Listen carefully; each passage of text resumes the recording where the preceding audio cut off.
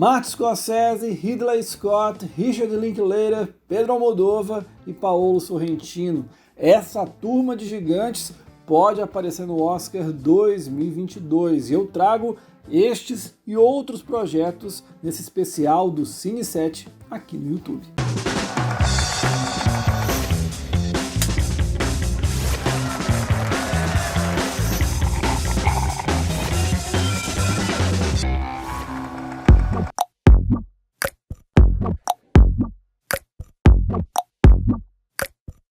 Depois de sair sem nenhum Oscar por O Irlandês na cerimônia de 2020, o Scorsese vai vir com sangue nos olhos ao lançar Killers of the Flower Moon. A produção vai ser histórica, vai reunir pela primeira vez o Scorsese com os seus dois habituais parceiros, Robert De Niro e o Leonardo DiCaprio. O filme se passa nos anos 20, na região de Oklahoma, em uma área de terra indígena e que é muito cobiçada pelo petróleo. Esse vai ser um dos primeiros casos a serem investigados pelo FBI, que foi, na época, criado pelo governo americano. É sempre bom ficar de olho no que o Scorsese está aprontando. Só nesse século, 6 filmes dele já foram indicados na categoria máxima do Oscar. A questão aqui é saber se Killers of the Flower Moon vai ficar pronto ou não a tempo do Oscar. Caso consiga, tem grandes oportunidades de aparecer nas categorias principais e também nas técnicas.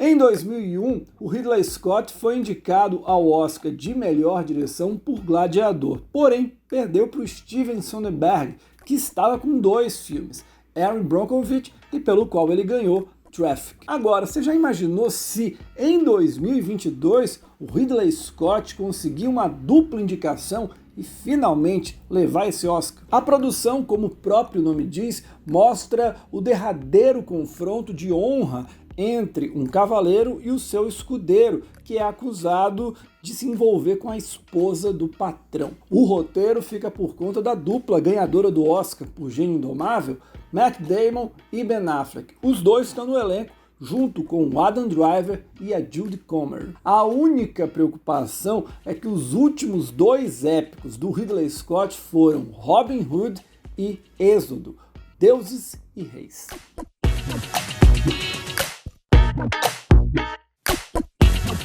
O M. Night Shyamalan foi só indicado uma vez ao Oscar e foi em 2000 com O Sexto Sentido. Será que ele volta agora com o tempo? A história mostra uma família indo viajar de férias para uma ilha tropical. Lá, porém, o tempo passa mais rápido. Anos duram minutos e eles vão envelhecendo rapidamente. Caberá à família entender o que está acontecendo. O grande problema para o M. Night Shyamalan vai ser conseguir superar desconfianças e resistências dentro da academia. Ele já fez filmes muito divisivos, filmes ame ou deixe. Isso atrapalha quem busca o Oscar.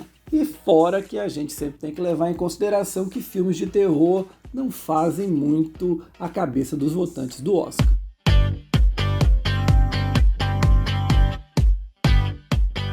O George Clooney bem que tentou, mas O Céu da Meia-Noite seguiu os caminhos dos filmes anteriores dele e ficou bem longe das categorias principais do Oscar. Em 2022, o Clooney vai tentar novamente com The Tender Bar, que é baseado no livro de memórias do J.R. Mooringer. Na produção, ele mostra como o Mooringer foi buscar uma figura paterna entre os clientes do bar do tio dele. O Ben Affleck, Ty Sheridan e o Christopher Lloyd são os protagonistas do projeto que vai ser uma das apostas da Amazon Studios para a temporada de premiações.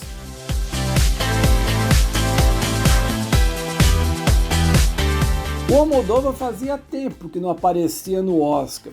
Em 2020, porém, ele retornou com 2 indicações para Dor e Glória. Porém, em 2021, ele voltou a ser esnobado com A Voz Humana, fora da disputa de melhor curta de ficção. Agora, em 2022, ele tenta voltar entre os longas, com Madres Paralelas. A produção marca uma nova parceria com a Penélope Cruz e traz a história de 3 mulheres que se tornam mãe no mesmo dia. Nisso, acompanhamos os 2 primeiros anos de maternidade de todas elas.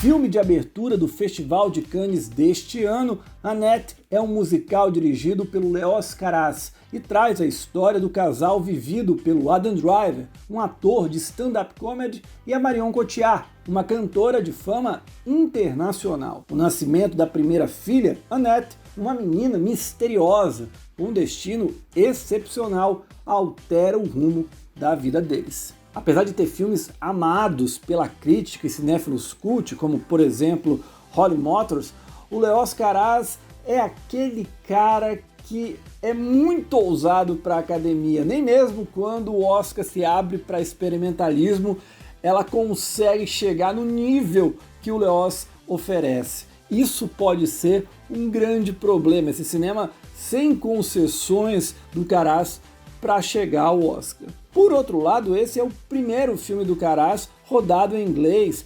Tem 2 atores amados pela indústria do cinema, extremamente queridos na atualidade, e é um musical, um gênero que a academia adora abraçar. Então pode ser que a Annette, dependendo de como estrear, se estrear muito bem em Cannes, ele pode aparecer no Oscar sim.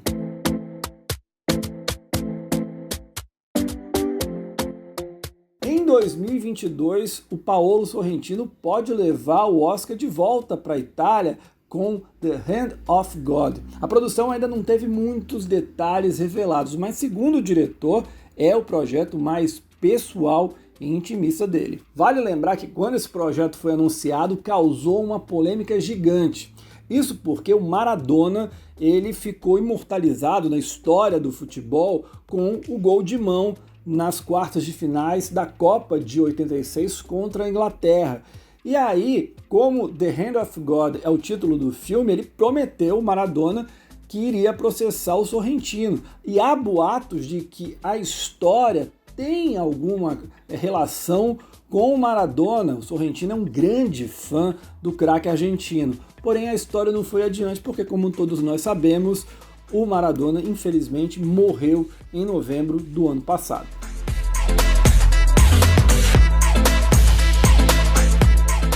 O Alex Garland estreou muito bem com a ficção científica Ex Machina. Depois, na Netflix, ele dividiu opiniões com Aniquilação. Agora, ele volta com Man. O filme vai ser estrelado pela Jessie Buckley, que ficou conhecida mundialmente por estrelar Estou Pensando em Acabar com Tudo. Nesse projeto do Alex Garland, ela interpreta uma jovem garota que vai para uma viagem para o interior da Inglaterra em memória ao ex-marido que morreu recentemente. Pouco se sabe do projeto, mas há quem aposte que não será uma ficção científica como foram os 2 filmes anteriores do Alex Garland, e sim um terror de baixo orçamento, como ele já prometeu que iria fazer em ocasiões anteriores.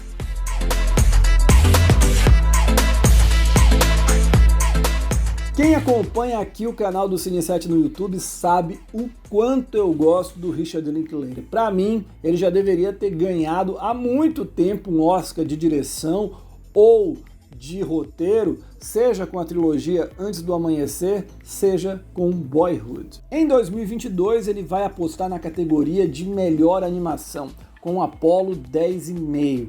O filme vai ser aquela clássica história coming of age, ou seja, a transição da adolescência para a vida adulta, e vai acontecer a história justo na época da missão que vai conseguir levar o homem à lua. O Jack Black, parceiro habitual do Richard Linklater, e o Zachary Levi, que está conhecido mundialmente agora com Shazam, estão confirmados no time de dubladores.